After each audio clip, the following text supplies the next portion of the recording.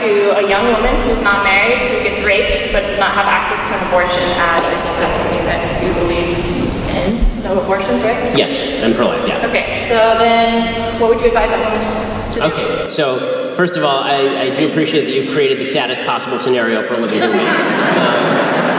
Is she also disabled? Let's really go whole hog, and she has breast cancer as well. So it's, as long as we're creating imaginary victims. But you know, the answer is that doesn't actually change the calculus, meaning that obviously what happened to this person is an awful, awful, horrible thing, and as I said earlier, the person who raped her should be tracked down, captured, killed or castrated. So that's number one. As far as the morality of abortion does not change based on need, right? So the fact that she's poor and needs an abortion doesn't change whether she was rich or needs an abortion or poor, because the abortion argument really comes down to, do you think this is a life or not? If you don't think it's a life, you can do whatever you want with it. If you think it's a life, you can't do anything with it. And as far as what she does with the baby, that's up to her. You know, if it's obviously going to be an obvious economic burden, I would think that there are a lot of people out there like me who would give charity in order to try and help out somebody who's obviously in that sort of situation. And there are charities that exist for people like this to try and help out. And if you know of this woman, tell me her name, and I'm happy to give her some money. So I'm just wondering, because there is the health of the woman that's taken into question, and she doesn't have the money to have proper health care, or as well as the fact that if she's in college, there's a good chance that she won't be able to continue college. Okay, the idea that what about the health of the mother? So my view on abortion, again, the morality of killing a baby does not change as long as the baby's not actually threatening the life of the mother. In the cases where the baby threatens the life of the mother, like for example, you have a case where a woman has actual breast cancer and she needs chemotherapy and she's pregnant, but the chemotherapy will abort the baby, which actually does happen, right? That is a case where the mother should, I think, be able to get the treatment. That's not the same thing as an abortion.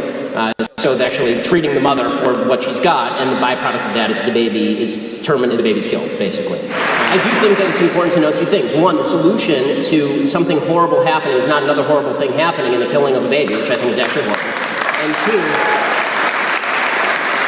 And two, it's really not good to take the marginal case and then use that to argue broad. So what people tend to do is they say, well, what about the girl who's raped? What about her abortion case? So now let me ask you, if the girl weren't raped and she just got pregnant, would you think that she should still have access to an abortion? I do, because I think it's her body and I think it's her health. Right, so you're giving me an exceptional case in order to prove a rule that you don't actually want to defend. So if you just come up and ask me, do I think a woman should have an abortion, then we could actually have an argument about, or a discussion about in what cases an abortion was appropriate. But you always, this is what people on the pro-choice side, the anti-life side, actually do. What they actually do is they take the marginal case, they take the raped, woman who has a severe disability, and they say this is all abortions. That's not all abortions. Significantly less than 1% of all abortions are performed on women who have been raped. So if you want to talk about the epidemic of abortion in the country, over 1 million abortions performed a year in the United States, let's talk about the other 99% of cases. When you are willing to agree with me that the other 99% of cases are not cases where abortion should be necessary,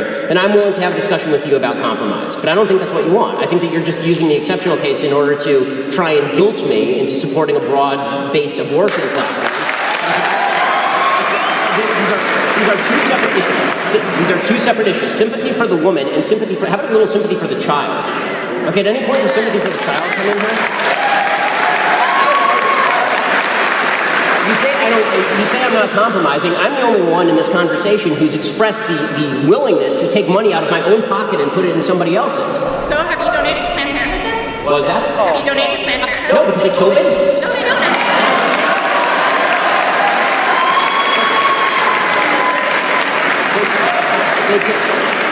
They kill 300,000 unborn children a year. No, I don't donate to a baby genocidal organization.